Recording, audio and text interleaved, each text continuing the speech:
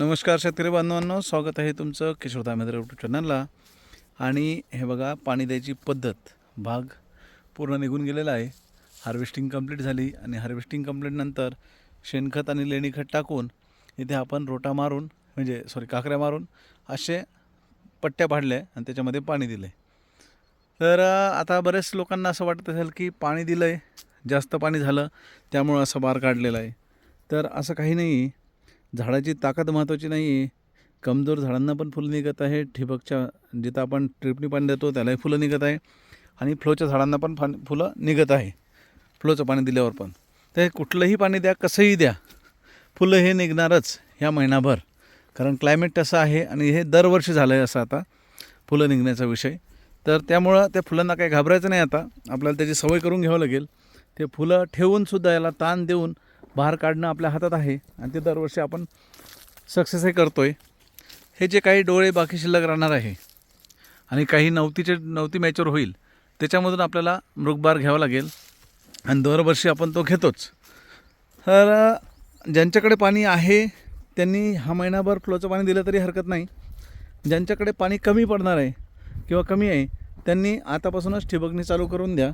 ज्या ड्रिपच्या लाईन आहे त्या खोडापासून लांब घ्या आणि लांब घेऊन त्याच्यामध्ये 2 तास 3 तास 2.5 तास असं 3 दिवसाला किंवा 4 दिवसाला पाणी देत चला, जेणेकरून झाडं अचानक ताणावर जाणार नाही खूप जास्त आणि तुम्हाला बारही जेवढा निघायचा तेवढाच निघेल. आणि त्याच्यानंतर ताणाची जी क्रिया आहे ती ताणाची क्रिया तर आपल्याला यावर्षी थोडेसे 15 दिवस आपण आधी करणार आहे. 15 दिवस आधी म्हणजे कशामुळं की वातावरण आपल्या हातात राहिलेलं नाही आहे. हा बघा, हा रोपडा बाग आहे. इथे आपण तेच पद्धत केलेली आहे. ह्याच्यामध्ये तुम्ही बागाच व्हिडिओ पाहिलेला आहे. एक सनबर्निंगवर व्हिडिओ मी बनवला होता, तो हाच बाग आहे. तर इथे यावर्षी पण ओव्हरलोड साईज म्हणजे ओव्हरलोड माल होता, तरी पण साईज खूप चांगली झाली. आता जवळपास 4 वर्ष कंप्लीट होईल या जूनला. ह्या झाडांना वाटत नाही 4 वर्ष कंप्लीट होईल म्हणून, पण हे 100% खरं आहे. 4 वर्ष. हे बघा, हे झाड, ह्याचा घेर. बरं, हे असे झाडं म्हणजे ह्याच्यासाठी असे झाडं का झाले का आणि एवढं कॅनोपी वगैरे कशी झाली.